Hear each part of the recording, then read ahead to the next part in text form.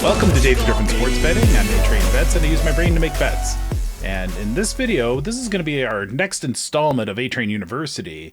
And the topic for tonight is around line movements. Now, it was not too long ago that we released some additional functionality in A-Train Station to help understand when and how recently lines had moved. And so we'll look at, in the A-Train Station a little bit later, how we actually set that and configure that and what it looks like. And we'll go through a couple simple examples of actual line movements. But the context of these talks, these A-Train University sessions, is that we're going to go a little bit longer. We're going to take a little bit more time, and we're going to go through some of the core concepts in the context of, in this case, line movements. And we're going to start with first, what are line movements? What are we even talking about with line movements? And actually, I will pull up just a random page in A-Train Station just because it is more useful to talk about some of the odds and whatnot. And so line movements, what we talk about when we say lines, what we mean is for a particular bet. Now, in this case, we're looking at the Philadelphia Phillies, Colorado Rockies for tomorrow, and it's a total runs play over or under 11.5.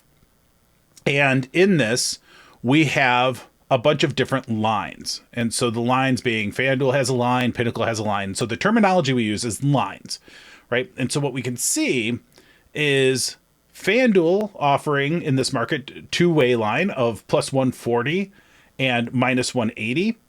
And so the plus 140 would be on the total runs over 11.5, and the minus 180 is in the total runs under 11.5. And we scroll down here, you can see a list of all the lines that are being offered on either side, which is which side of the bet. We're not going to go into all the terminology, but just so when you to understand what we're talking about with line movements, first, understanding what lines are for each book, that pair of odds that they're offering. Pinnacle in this is plus 127 and minus 143. Now, we'll come back to this example in a little bit, but I at least wanted to point out that's what a line is, right? So that's what we're talking about, is that pair of odds. Because typically when lines move, both odds are going to move in tandem. And so what you're going to see is both sides of that. If we go back, what I want to point out is that when a line moves, like you can see here, Fanatics has some line movement. Both lines moved in the same direction. Now, what you'll also note is that in this line movement, one moved further than the other. And what that means is that the width or the hold percentage in a lot of cases is kind of accordioning. If that is in fact a word, which I'm not sure that it is, but it is extending or contracting. And so as lines move, you will see different levels of width or hold, which can be, but isn't necessarily a barometer of that book's confidence in the current line. A lot of times what you're just going to see is a little bit of a haphazard accordioning because both lines are moving, but they're moving so quickly, they're not paying that close of attention. And sometimes you'll even see in heavy line movements, all of a sudden a width goes down to like 10 for a little bit because one side of the line moved faster than the other side of the line. Especially happens in some of these markets where FanDuel might be offering three different lines, three different odds for the same effective bet because they're sourcing those from different places, different traders are working them, and you'll end up with some weird patterns that happen from time to time. And we're not going to go into too much detail on that particular scenario, but just know that as things move, weird stuff happens. And the amount of hold, which is the amount of profit, the fee effectively that a book is taking to offer those lines, that amount changes. And that's an important number for us because we know that the higher that hold percentage is, the more difficult it is, net of everything else, to beat that book on that particular line. Now, we can overcome that through the lines that get made up from the whole market. So it's certainly valuable to play at books that have higher hold.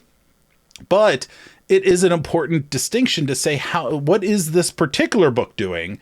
And then how do we want to approach a potential bet that we might choose to make? So going back to kind of the core of what we're talking about here, let's think about, so we know lines move, right? Because there's new information in the market, there's new things that happen, and that's how this whole market and sports betting world works, is that these lines are going to move. We're trying to find opportunities to play lines that are better than what the true odds are, and that's, you know, the fundamental of top-down betting, right? So let's talk about why does a book move a line, okay? Why does a book move a line at all? And the first thing that a line might get moved for is news. A sports book is reacting to news. This could be things like injury news hits Twitter. It could be lineups are dropped and made public. Weather changes that were unpredicted. Sometimes weather kind of comes out of nowhere, and all of a sudden a game that was looking heavy to the over now feels under. That's something that you'll see in a pro football game all the time. All of a sudden the weather turns, all of a sudden it starts snowing. Everybody's like, oh, that total's going down, right? So that's one thing. That's the most obvious thing. But there's also some things that can move lines that get really interesting for us as sharp bettors. And that is reaction to order flow. The core of this game is that sports books offer lines typically on both sides. So they can, in our previous example, over or under 11.5. They offer both sides, and they do so at prices that when combined, they don't pay out as much as they take in. So as long as the true odds happen somewhere between those two lines that they're offering, then they're going to be in a good shape, and they're going to be making money by taking action on both sides, right? So what that means, though, is that they need to adjust their prices so that as news happens or as anything changes in the market, or even something as simple as they get more order flow on one side of the market, they may adjust their lines and start to move them to one side so they can get back to that equilibrium point that as long as they're in between that is where they are feeling good. And a simple way to think about it is that in many cases, a bet would be minus 110 for the bettor, for you and I, but for the book, it's effectively plus 110. That's effectively what they're getting on that same bet. Wouldn't that be nice? Right? And so for them, they get to name these prices. Our benefit is that we get to choose which bets we want, right? So if we can choose better and overcome that hold percentage that the book has, that's how we can be profitable, right? So what happens though, is that not all order flow is the same.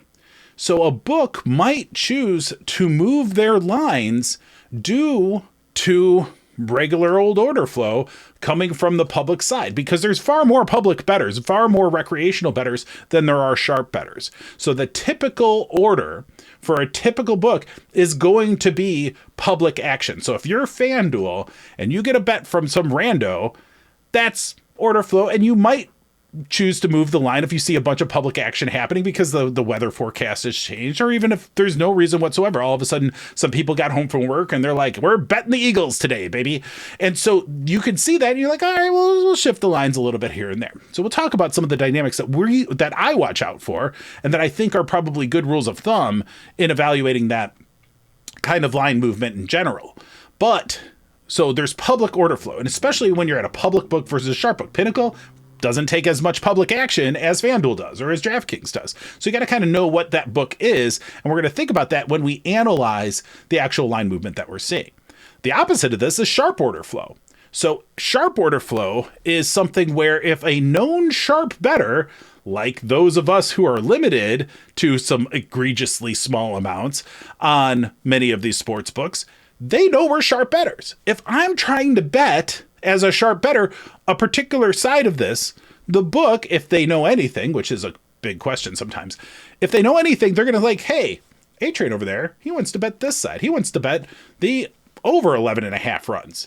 Well, because he wants to bet the over 11.5 runs and he's pretty sharp, maybe we should react to that more than a typical donkey bettor that's just some random public bettor, right? So they can use that to their advantage. And what you can see a lot of times at big sharp books like the Pinnacles or the Circas is that when we know a lot of their order flow tends to be more towards the sharp side, and we see them moving the market, presumably as a result of order flow as opposed to a reaction to news, then we can make a reasonable assumption that that is more likely to be sharp action-based order flow changes to their lines. So again, their lines are moving because sharp action has come in. There's no ticket system. There's no hey, I'm a sharp bettor, please note that in your notes. It's a very nebulous thing, but there is definitely some truth to whether or not it's public or sharp driven action is going to have a difference in how we interpret those results. And so we want to be thinking about which that is. And fortunately for us, we can tell a lot of the time because of the nature of the book. And we'll talk about that a little bit more later on. Then finally, it may not even be public or sharp or anything. It could be everything. And it's just simply saying, hey, we're seeing too much on one side. We just want to balance our portfolio. And that's something where the books might just say, hey, we're getting nothing notable, but we're getting enough public action that we're kind of out of balance from where we want to be. Well, let's shift a little bit so we can try to encourage more sharp action or discourage or encourage public action to start taking the other side. In some cases, because the public is so price insensitive, moving lines a little bit doesn't really dissuade the public from doing much of anything, right? This is where sharp writers are actually really helpful to books, is that because we're super price elastic, we're super sensitive to prices.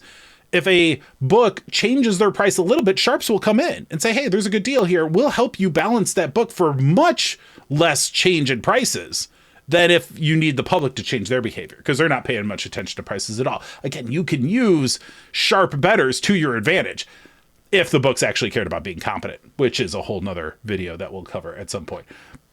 The short version is they don't. So the reaction to other books is one other thing. So when the book moves a line due to order flow, due to things that they're witnessing directly, that's kind of first person view. That's a direct reaction to some sort of direct information, including the news or whatever that they might find. But reacting to other books is a whole different world. There's plenty of books out there that are very lazy. They do not like to do anything on their own. They're just looking around and saying, you know what? Instead of watching this news, instead of watching our order flow or whatever, we're gonna mirror what Pinnacle does. We're gonna be kind of cool about it. We're just not gonna do it exactly, but we're gonna be watching these sharp books. We're gonna say if they move, we should move too, because they're smarter than us and we know that, and we're just here to fleece suckers. So as long as we don't get too far off from what those sharp books are, we're gonna be okay. That is one way that they do it. So what you're going to see sometimes if you have a market leader sharp book that is making a significant move, we'll see this from Bet Online a lot when we do it on the live streams. Bet Online will make a huge move, and then we'll start to see a bunch of others come in line. We don't even know necessarily what the news was or what triggered that in the first place. Could have just been a big order by somebody. But then everybody starts falling in line. If you can't figure out where this might be going, we'll get to it. Because what happens is if you have one signal and a bunch of people following that Pied Piper in pretty much any scenario, shit ends badly, right? That's why, like, if you just react without knowing yourself, all of a sudden you get this huge pendulum swing, because all of a sudden, due to one sharp book moving, the entire market follows them without knowing why. They're like, oh, he's going over here. Let's go over here. Okay, everybody, let's go over there. And then you realize, oh, that person just went over there because they just wanted to balance something that they got a huge order from that you didn't get the order from. And now you're out of balance because you moved in a way that wasn't actually backed up by any kind of fundamentals. This is where the line movement stuff gets really interesting, right? Because all of this stuff happens over time. It happens a point in time where when we make a betting decision, we're looking at all this information that's happening around us, and we have to know whether or not what we're looking at is actionable or what we're looking at is a red herring or something that actually would cause us to do the opposite of a positive EV move. And that's where looking at things through time is becoming more and more an important feature of what we do at A-Train Station, but just needs to be an important part of any betting strategy, because all of this happens on a progression. If you look at a snapshot, you just don't know what that whole story is. All you see is a picture. A lot different than watching the movie. What do these line movements tell us? Let's move into this. So we've talked about the different kinds of line movements. We understand what might cause these line movements. But if we're observing line movements, there are some things that we're looking out for. So kind of bubbling up what we were talking about before, why these books are moving their lines. So from the book perspective, why they may choose to move their lines. What we observe, what do those things tell us, right? So the first thing, news versus order flow. Can we determine, based on the line movements we're looking at, whether or not the line movement is due to news or order flow? Sometimes, kind of, maybe not. It really depends on the totality of the information around us. Are we aware of some news? Did we just see lineups drop? Did we see the news? That's something that we're pushing harder to get into A-Train Station itself, but there's certainly ways you can go check and say, hey, is anything popping on Twitter about this particular game right now? Okay, let's see. Right? So there's ways you can check that. Fine. Seeing the order flow, you're not going to have much visibility into. The books aren't advertising, oh, hey, we just got $1 million order for this thing. So you're not going to see that, right?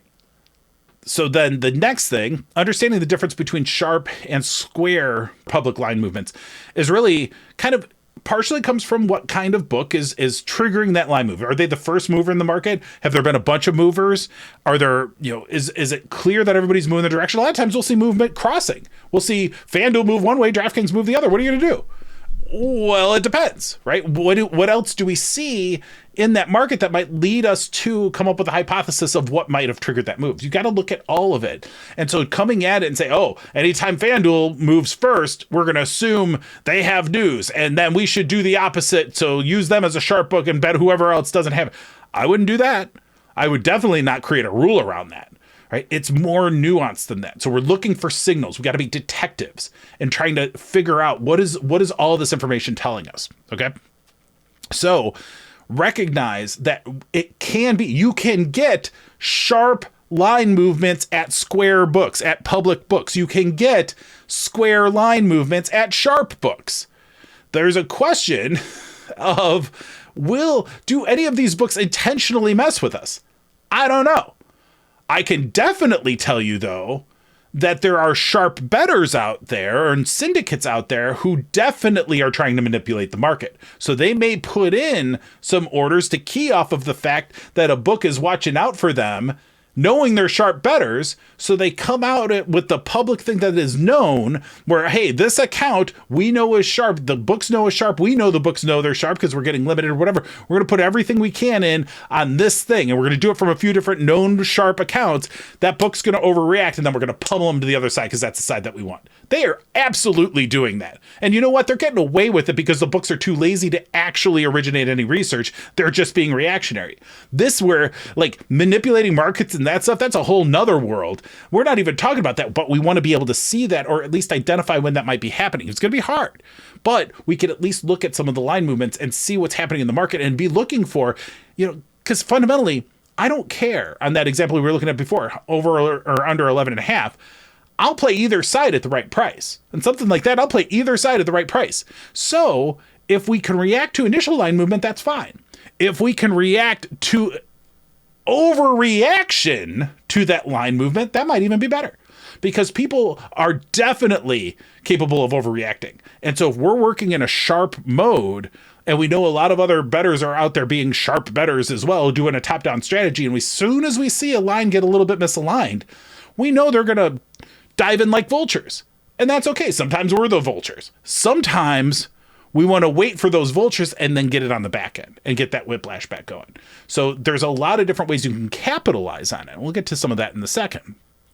But when we know and have a hypothesis and start to understand whether or not a line movement is being driven by sharp or square action, that is very beneficial for us to understand. It's just like seeing one of the hole cards in a blackjack hand or in a poker game or something like that. It is extremely powerful if we can identify the line movement we're keying off of as being either sharp or square.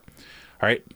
Another thing, and this is why we developed A-Train Station the way we did to manage these line movements, is that what does speed or recency tell us? So in A-Train Station, you know what? This is as good as an opportunity as any for me to go in and show you what we have at A-Train Station around this. In our settings page, these line movement minutes, we have 3 different color-coded line movements. We have a dark green, which is any line movement since the opening line, which is designated from a little dark spot or a tick mark, black tick mark, up until the higher of these numbers. So from, the line got released yesterday up until 30 minutes ago in my current settings, that is going to be the darkest green. Then between 30 and 10 minutes ago, you're going to see a lighter green. And then anything more recent than 10 minutes, you're going to see an almost white color, an off-white green white color. And so that is how we can see, hey, these things have happened more recently. And what that tells us is that when we see something that's fast, something that is moving hard in a direction, that means that something really distinct triggered that movement. We can assume this is news. This is weather. This is a huge order. This is something where that book's like, oh boy, we got to get over there. And that's okay. That tells us something. And the bigger it is, the more it's pronounced. That's why that big white line just screams at you, because it should, right? That's where you're like, ooh, opportunity, when you see that kind of line movement. All right. When you see slower methodical line movement, like it started here and it just seems like it's gone over time. You have this nice long stretch of lighter green in addition to the darker green. And then you have a nice little stretch of the white color, and that is kind of all just in a consistent progression. It just keeps moving and moving and moving. That is likely to be order flow driven. That's likely to be, okay, the public is continuing on this side. We're continuing to get hammered on one side of this bet. Let's just keep moving. Let's keep moving until we get to equilibrium. Sometimes we don't get there. And so that's where you're like, okay, it's kind of just lazy down the river type of line movement. And that tells us something different, right? That tells us something. This is just like a market that seems a little bit misbalanced. We don't necessarily know. We're trying to keep our orders relatively balanced. And you may see the entire market move in that way, or you may see conflicts. And it depends too on how much the rest of the market is moving. Sometimes you'll see one book is going all over the place. Everybody else is just chilling, right? We'll see an example of that in our examples. And that's where you just have to say, okay, what is this really telling me? And you're trying to uncover the story behind it. We won't get the details, but we don't need the details. All we got to do is decide, do we want to make a bet? And if we do, how much, right? So we just have to say, can this tell me, can this guide me to making a bet that I think I have an advantage on? All right. So let's talk a little bit about strategies high level before we get into some of the specific examples. All right. So first, the core strategies on line movements. And so we're not talking about any other strategies about sharp betting, how we do positive EV betting, any of that stuff. We're talking purely sharp betting tied to line movement. Now, granted, you're not going to just do this in isolation. You're going to be thinking about that other stuff, but let's think about these strategies in isolation for the purposes of this video. The first, fade the mover. So we see a heavy line movement by some book, and we could say, I'm not trusting that. I'm going to take that play because it's way off the market, right? First mover, fade the mover, play against them, take that bet on the side that is off the market. That's one strategy. The second strategy is trust the mover, fade the market, right? So it's the opposite of this. You see FanDuel's move sharp to one side, like they're reacting to news here. We are going to say they know something. It feels like they might. It's now on the side that favors the opposite of the public side. We are all in on that. Let's go see what we can do on these other books. Fine. Use FanDuel as the sharp book. You look at the other books and you can take your pick from the buffet of various options out there, because FanDuel moved first, or whatever book you are keying off that line movement from. Now you can go make the other play. Again, I can't tell you without context, which I would actually do in any given situation, but that is definitely a core strategy that you might use. Then finally, the other core strategy is what I would call broad market laggards. This is where you see the entire market has moved from where a lot of times you're going to see fairly decent alignment in opening lines even, but you're often going to at least see a lot of alignment in the market at various points in time from when the game is going to start, and you'll see like there's some alignment or whatever, and then you see the entire market moves, and then this one book is just hanging out. They're just like caught napping, right? So you just like, they haven't moved, the rest of the market has. Let's go get them. And so that is another strategy that you might use as well. There's a couple other things just to think about before we get into the examples, because I don't want to come back to just all the theory. So let's keep a couple things in mind.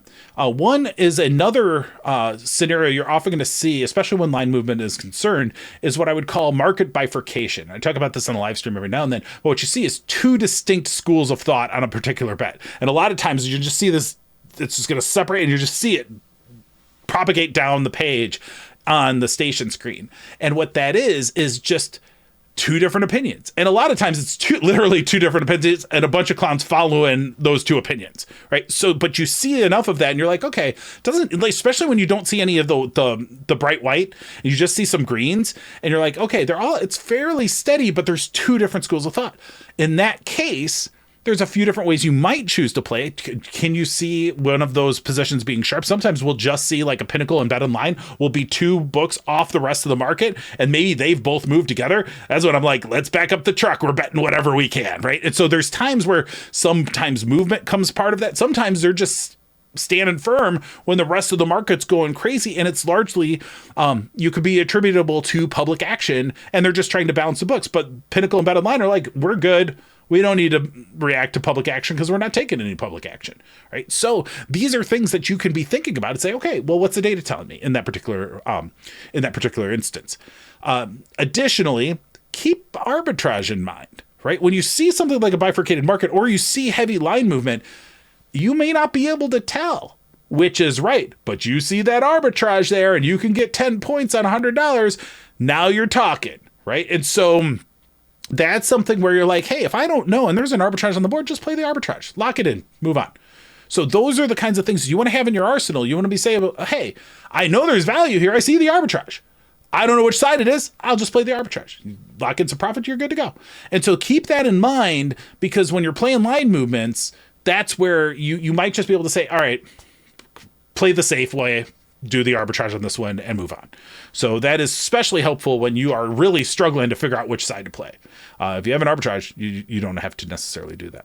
Another thing to think about too is, first off, how far away is the event? So is this an event that's happening in an hour, or is this event happening in a day or in a few days?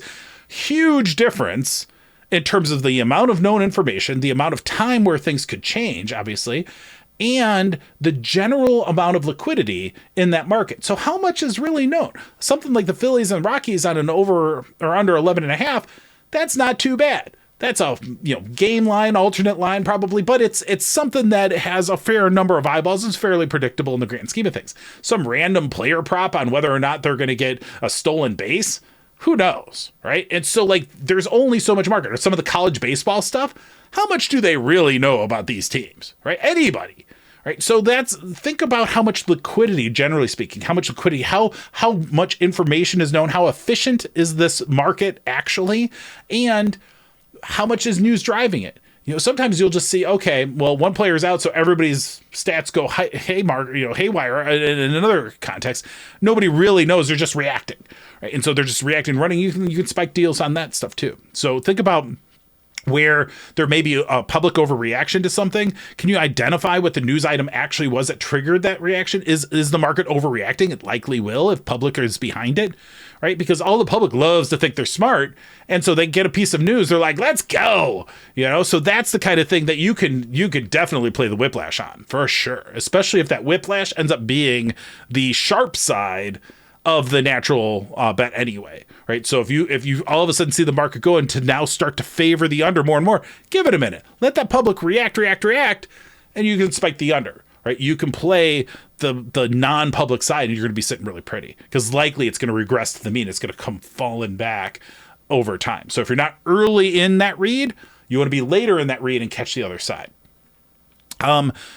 Talked a little bit about related markets that can be capitalized upon. Just think deeper than the obvious. Say, okay, this is obvious. Okay, snowstorm starting to happen. Obviously, totals are going to go down. What else might that mean? Right? What else could be impacted that the books might be a little bit slower on adjusting the lines to? Jump straight to that. That might be where you're getting some good deals. And again, this is starting to bring in some bottom-up philosophy to our top-down and sharp betting strategies, because this isn't just purely market outlier stuff anymore. This is now starting to do some predictive modeling and some predictive analysis to say, okay, I see what's happening here. I've used the data. Now I know how this market's likely to react. I'm going to get on top of it before the market already tells me how it's reacting. Start to become predictive instead of just reactive. Okay. Question around what should we do with the opening line tick marks? I don't think there's much to do. It's a nice reference to know where the market started when they first started offering lines, but the news changes, the markets change over time. And so I'd be much more interested in looking at that line history, knowing where the market started, especially if there was a lot of alignment in the markets when they started. It's interesting, but it's probably not going to make or break most of my decisions. But again, I like to see it because it tells me something about how that whole market has progressed from that very beginning. And keep in mind, books start these lines at different times. So it doesn't mean they were all sitting at the same place at the same time. It just means that, hey, this is where they started when they started to offer this particular betting market. then think about what to do when the read has conflict. So when you see things like markets going like this, or you just see some different signs of, okay, I see some of this might mean a sharp move, some of this might be news, I just can't quite get a read on this, I just don't know. Don't bet it. Or bet less, or walk away, look for an arbitrage, think about it, come back to it later, and don't guess at it. If you can't find a strong opinion out of the data, just back away. It's okay. You can make the other plays. But if you start to make a lot of really thin guesses, it's not only going to hurt your results, but it's also going to confuse your strategy, because you're going to start to not know what you're doing. You don't really have a point of view. You're just kind of waffling through it. Oh, I use data, but without any real conviction, you're just kind of betting random stuff. So all of a sudden you just find yourself kind of betting your feelings again.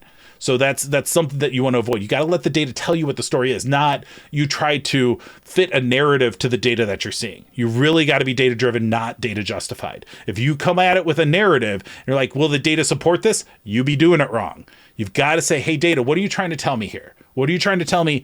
Can I find a story that makes sense from this data? If I can, then it may be worth a bet. If I can't, I'm moving on. Okay.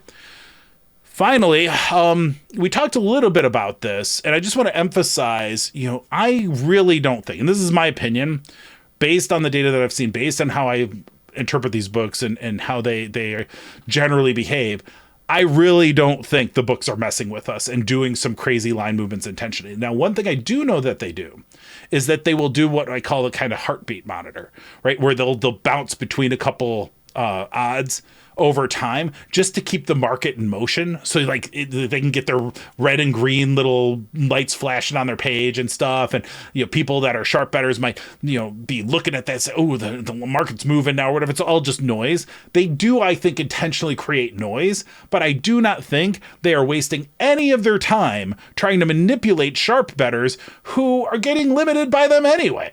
Like, they have a perfectly good tool to keep any sharp action away because they're afraid of it. They don't know how to use it to their advantage. So they'll just use that. They don't need to mess with us. That just wastes their time. That just confuses public better. And they're there to fleece the suckers. They are not there to mess with the sharp bettors. They know better than that. So I don't think that the books are doing any of that. I definitely think the sharp bettors are doing stuff like that, because of course they are, right? Of course, if you can get some sharp bettors who look like square bettors and they can come in on specific scenarios and don't look like full on sharp bettors, of course that's a good strategy, right? Of course that's a good, if you have coordinated people, there's a lot of things you can do much better than A-Train betting at FanDuel every morning, right? So keep that in mind. There are much more advanced strategies. This is stuff that is all just basic fundamentals compared to what the real sharp bettors out there are doing to get serious pro level money down. So don't kid yourself on that. There's definitely some stuff going on, right? But you can start to see some of that and react to that, because the way that the markets react is probably more predictable than a lot of the things that we're seeing. And that's something that we can key off of and take advantage of, whatever level we are in our own sharp betting. Okay, so let's go in and do a few examples of some line movement analysis. I mean, we're recording this later in the evening. There weren't as many really great examples that I would often like to see, but this was one, and we looked at this one a little bit earlier, Phillies and the Rockies. What we see here, and FanDuel being one of the books that I play at, we're seeing some of that line movement. What's interesting here is what we see is that it kind of gone to the left at one point, but now it's come back. It's gone over again. At some point, it's kind of finding its place here. You see, Pinnacle has had very little line movement, moved a little bit, but what we're seeing is Pinnacle's pretty good on what they are, and they also have a under 3% read here. So this is almost irrelevant line movement from FanDuel. It's just FanDuel trying to figure out where their market equilibrium is, and they're a little bit off everybody else. One thing we know about FanDuel is they originate their lines, so the fact that they're a little bit off doesn't really concern me. I think we have value here. I'd probably play this. Total runs over 11.5. 2% play. Probably play it for a nominal amount, but I think the read is solid. I'd play it down to maybe 138. So it's not much edge at all, but it's something that at its current state, with the read with Pinnacle being just 2% hold, I'm thinking that one's pretty easy call to make. Okay. This one is a different one. So this one we see DraftKings with a little bit of line movement. We see this other way over here, 45 points away. You've got Pinnacle, once again, holding firm, fairly low worst case devigging range. So this is right at the coin flip territory. And the one thing that you would see here that might give you pause is Pinnacle's offering 1+ money in the entire market. But what does this also tell you? There's only freaking 5 books. This is a super thin market, and Pinnacle's still rocking a 4% on a set total games. Of course I'm playing this at DraftKings. Like, this is like very easy. Now, granted, DraftKings is moving to the left here. That's a sign that DraftKings knows they're off the market. They're coming towards where Pinnacle is. I'm jumping on this. I'm getting this, and I'm getting it quickly. 2%. I'm not going nuts with it, but for my bankroll size, $90, sure, I'd be playing this. DraftKings is limiting me to $40 anyway. But this is one for tennis. These are the kinds of things where it's just a value play in a thin market, but you got one good read from one sharp book. You got DraftKings rocking an 8% hold. Of course you want to play this, right? The line movement's telling us we're right in this read. That's why I like this as an example. It's the only real line movement we're seeing. And it's like, yeah, let's go get closer to Pinnacle because they know what's going on here. This one, college baseball. It's important to note that this is college baseball. BetOnline, sitting here, no movement at all. Wherever they opened, I don't know how long this has been open. This was for the same day, so it's a game for right now, in fact. And it was, so coming into the game, thin market, it's college baseball. How much is known about college baseball? Not that much, right? You have BetOnline sticking firm at 6%. Holds are kind of irrelevant. Everybody but Fliv. And they're all just kind of normal holds, so that's fine. You see all these books starting to fade towards where BetOnline is. So they started a little bit away from where BetOnline had opened their market. And you're just like, line movement again. Kind of irrelevant here because BetOnline just hung numbers and stuck with them. It's a super thin market. If you think you're getting some value here, maybe. Again, the lines are kind of telling us that a market is trying to catch up to what a sharp book is doing. And BetOnline's like, we're cool. So again, this line movement give you confidence that it's only moving in this direction. It's at the side of it. It's likely going to continue if it moves at all. Now, keep in mind, this was a little bit older, so it wasn't like all of these had just moved. They'd calibrated a little bit. If you want to take BetOnline against the rest of the market, in this kind of thin market and college baseball, I'd probably play it. It'd be something that I would look at. All right. This one, much more line movement, right? DraftKings has moved a lot. Nothing recent. Pinnacle, move the other direction. Nothing recent. They've crossed over, right? DraftKings started way to the left, moved to the right. Pinnacle started right, moved to the left. Again, another thin market, another tennis play. This one, like the line movement from DraftKings, because that means they're trying, but I think that they've kind of gotten lost, and they're probably reacting to order flow. It's tennis, not super heavily traded, but this time of year, things are starting to get slim because hockey and basketball are starting to wind down. We have tons of baseball, but tennis, this is a big event too. We got French Open, so it's getting more action than a lot of other tennis tournaments would.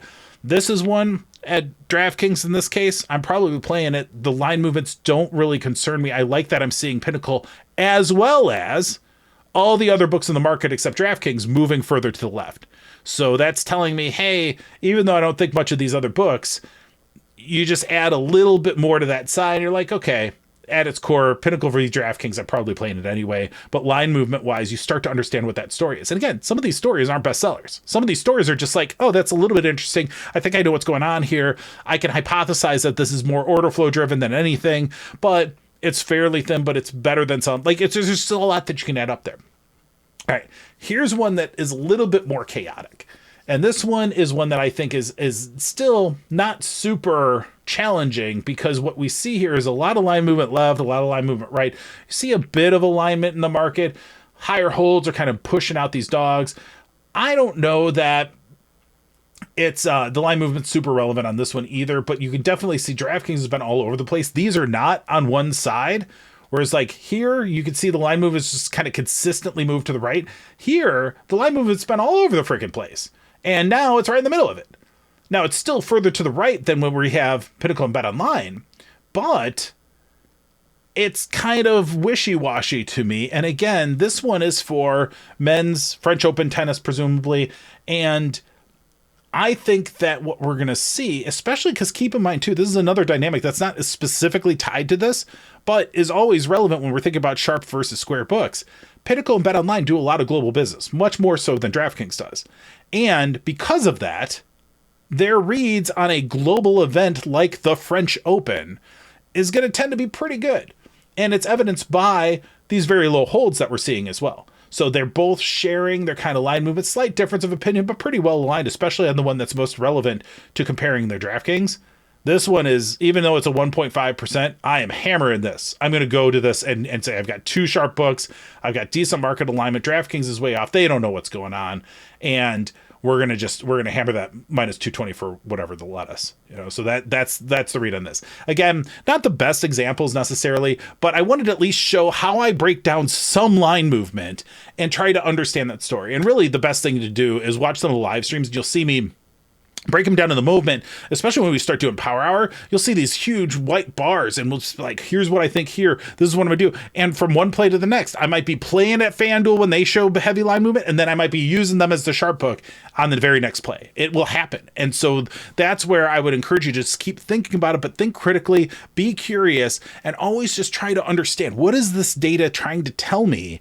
And how am I looking at it as a progression of time and information? What was the story? What's the story now? And most importantly, what's that story likely to be in a little bit? Because if you can start to take action on based on where you think the story is going to go, this is not based on feelings. This is not based on, oh, they're due. This is based on looking at the progression of data, looking at the pattern, looking at how that data is seemingly painting a picture to where it's going. If you can start to key on that, your ability to react to the different line movements is going to be very, very powerful as a weapon in your arsenal as a Sharp sports bettor. So with that, that's really what we wanted to cover tonight. And now if you guys have any questions, I would happily answer them and figure out the rest in post. So to paraphrase the question, the first note in the question was that a market ladder or a broad market laggard strategy is pretty obvious, right? Where you have whole markets moved, one's caught behind, easy play. But in the situation where you have one mover, how do you know whether they're a Sharp move or a Square move? Or are we guessing at it, or do we need better tools or whatever? It's all contextual, right? So the answer is it's all contextual, and it could be just what has led up to that and the nature of their movement. How magnified is that movement? Does that movement scream to me that it is based on news, or is it scream to me, hey, we're just trying to balance something out here, we're feeling something out? Because if it's a huge, distinct move, they're throwing down the gauntlet and they're saying, hey, we know where the market is and we need to be way over here, and we're doing that now. And that to me can be a Sharp thing. I think it's not that relevant, frankly, on whether or not the book is traditionally considered Sharp or Square, because every book makes mistakes. Every book gets caught out from time to time. Every book has things that they just didn't catch as quickly as somebody in the market. That's just how it goes. Not every single play for all time is Pinnacle have the best line. That is just not true. And so look for all of the circumstances. And if you can say, hey, here's what I'm thinking. How do you know what to play in a poker game, right? You understand some starting hands. You understand what your opponents are likely to have, but you're trying to perceive based on what their behaviors are, what they might have, and then what you have, and you can decide on your actions as a result of that. Similar logic here. If I can start to understand, where do I think this movement might have happened from? Do I know of any movement? Has this been a big line moving market to begin with?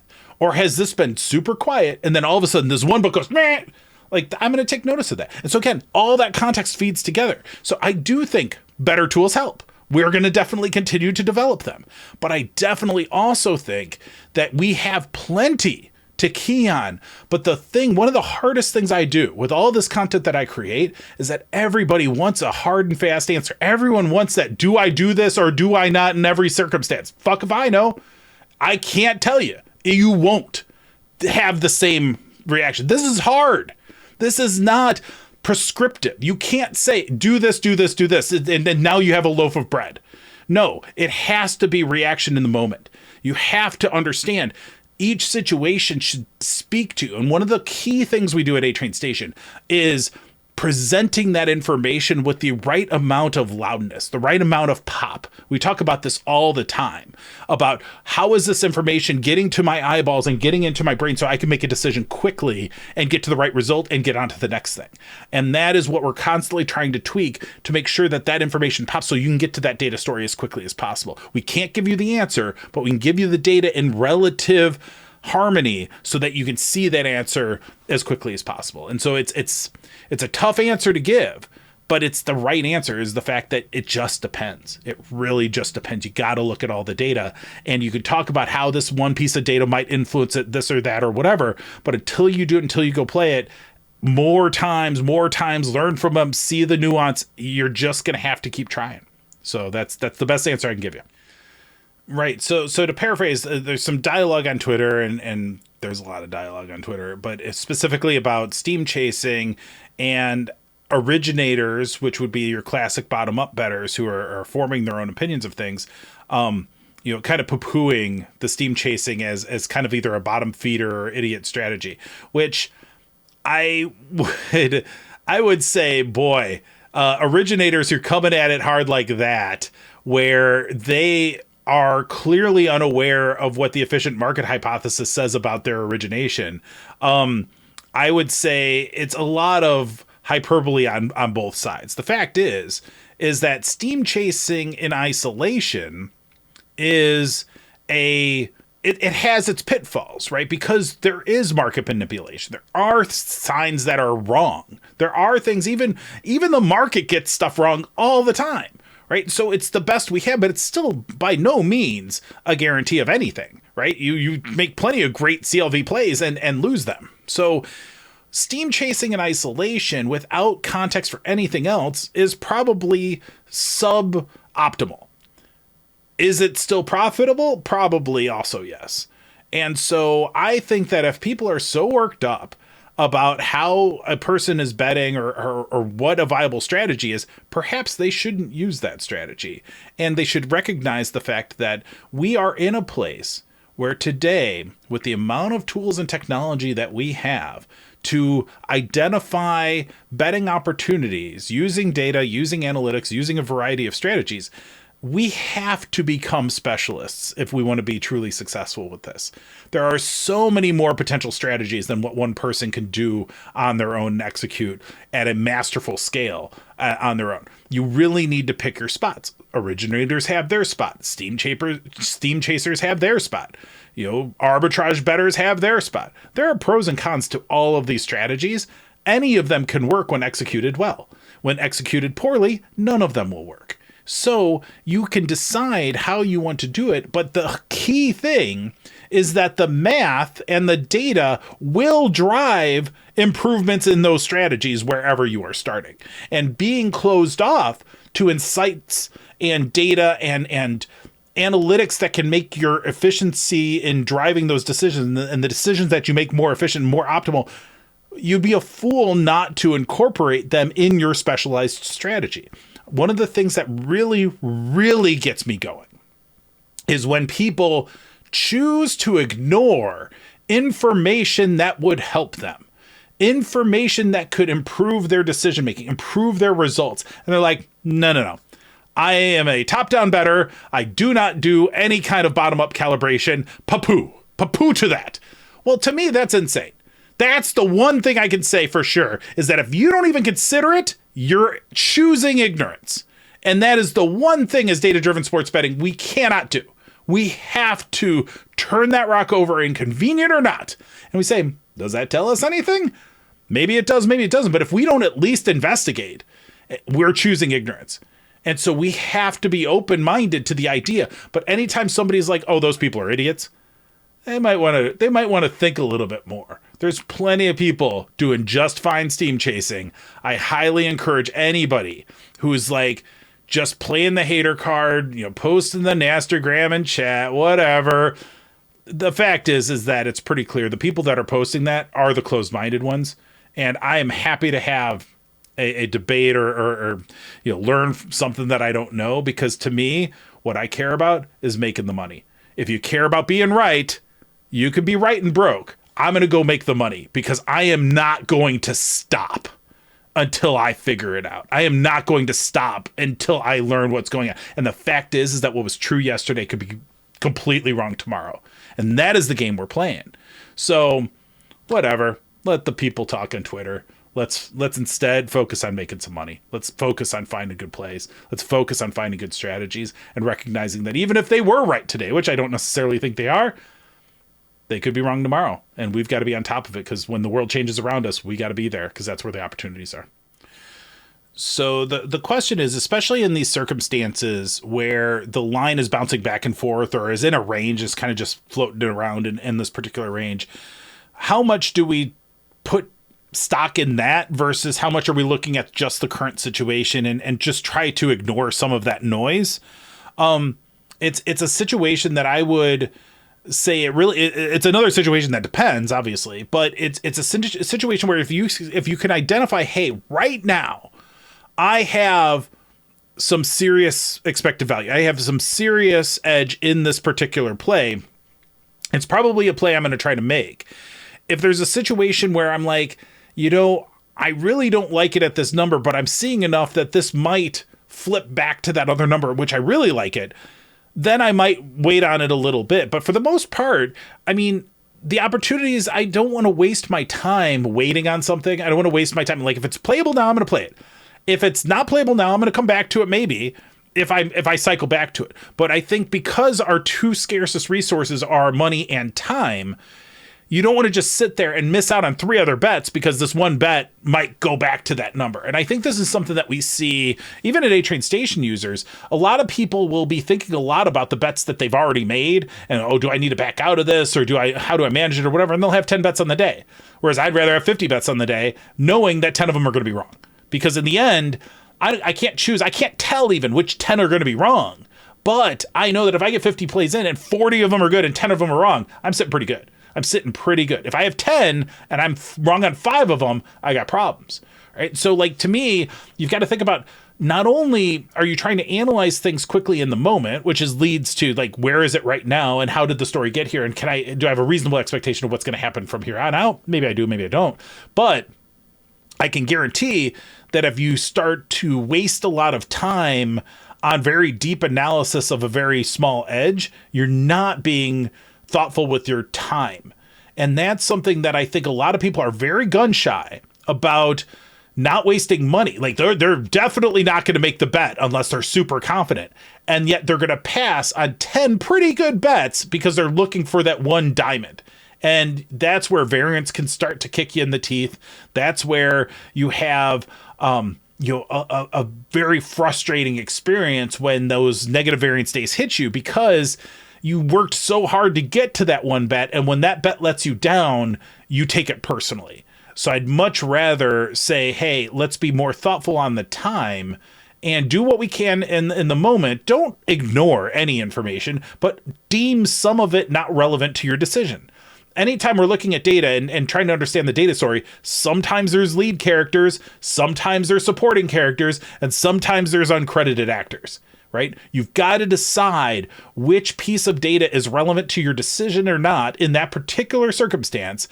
Decide it, own it, make the play or not, and move on, because that time meter is always dropping. You're always running out of time. No matter what you do, you're always running out of time. You can choose whether or not to play the dollars. If you don't play the dollars, they're sitting in your account. You don't get anything from them. You're not losing them either. But the time's always going away. So things to think about. Again, this is just a classic example of, I don't have the answers, because there is no answer. There's only ways of thinking about the problem in a way that will help you arrive to an answer in the right moments. So Eric asks a really interesting question here because of the financial background that we both share, and talking about candlestick charts and, really diving deep into some of the analysis of how lines will likely behave, or how markets or particular investments would likely to behave, and how applicable is that, in my opinion, to sports betting. And what I would say is, in sports betting, we are dealing with an incredible sliver of a fraction of information compared to what they are doing in the financial industry. Though there are a lot of people betting, there are not that many sharp bettors. And even a lot of the sharp bettors are very isolated in their strategy and are not as attuned to this as they probably should be. So, as a general rule, markets are less efficient. These kinds of strategies of really going deep into it and pulling out such detailed insights that we might be able to do in the financial industry, I think to a point in sports betting is overplaying the precision. And so what I mean by that is that a lot of times we can get data that looks more precise than it can actually support. It's like you can always make things with more decimal points. Doesn't mean that that is actually more meaningful. It just makes you feel better because there's more numbers involved. And the fact is that while sports betting has a lot of parallels to the financial markets, a lot of things are wildly different, especially in the duration that these securities and comparables exist. Like a lot of times these bets only exist their entire lifespans a day. They're like a fly compared to, the snapping turtle that is financial instruments living 200 years, right? So that's where there's a huge difference. That said, I would say that financial analysis books are going to be the kinds of things you're going to want to be reading. Probably once you've read a few books on the basics of sports betting, you probably should start looking at financial analysis techniques, because in a lot of ways, what we're seeing in sports betting, not in every way, but in some ways, what we're seeing in sports betting is like going back 30 years in the financial industry. And I don't think it's going to progress exactly like the financial industry did, but I think there's some good lessons to be learned. And I think if you can be on the forefront of that and you can actually apply some of these techniques before everybody else has learned them and applied them, I think you've got an upper hand. So anything that gives you unique information or unique capabilities in a market full of a bunch of people doing the same thing, well, that's an edge. That's an edge that you might want to have. So I absolutely think it's worth understanding some of these techniques, but don't just apply them mindlessly, which I think is a theme of this entire night. It's like, don't just try to find that quick and easy answer. Recognize that you're going to have to take this core concept and twist it and learn from it and just say, how does it really apply based on this particular context, which may have never existed before and never will exist again. Keep in mind, anytime if you truly randomize a deck of cards, 52 cards that are known, we know exactly what all the cards are. And all you have to do is truly randomize that deck and shuffle it out. When you deal it out, so shuffle the deck and deal it out. Once you deal it out, the likelihood is that the order that those cards are in the way you dealed out all the cards has never happened in the existence of the universe. That's how random is. Okay? And so understand that because these events are unique, we don't even know the cards in these events. We don't know all the cards in these events. And we're trying to predict the outcome of things that have never existed before and never will exist again. And you compare that to the true randomness of a deck of cards, which we know exactly what they're made up of. Those are the kinds of things where we have to understand some things apply to a point and they can be useful. They are not going to be perfect. This is why I've been on a kind of a soapbox lately around models. Models codify assumptions and they bake in assumptions that are going to be imperfect, that are not going to capture all the nuance of all the things around you. And in the moment, on an existence of a particular bet that has never existed before exactly this way ever and never will again, a model's not maybe the best way to do that. Maybe you want something that's a little bit more flexible, like your brain, to analyze all of that data, make that decision in the moment, have your strategies, models can be useful. You can have a model that feeds you information, fine. But that decision ultimately needs to rest with the things that spit out from the model and anything else that you can find. And those are the things that I think make sports betting truly unique. And there's a bunch of things that keep it from behaving quite like financial markets, especially things like the disconnected markets, right? Each book is different. They are not all linked on the back end. They're not all the stock exchanges linked together, right? So you don't even share information in sports betting, even for this information that's much rarer, much more finite, much more, flea level lifespan. Those are the kinds of things that, really separate it. So are the techniques worthwhile? Absolutely. Are the techniques directly applicable? Hell no. So with that, this train is leaving the station. Until next time, save the units for the bros, and do your betting like the pros.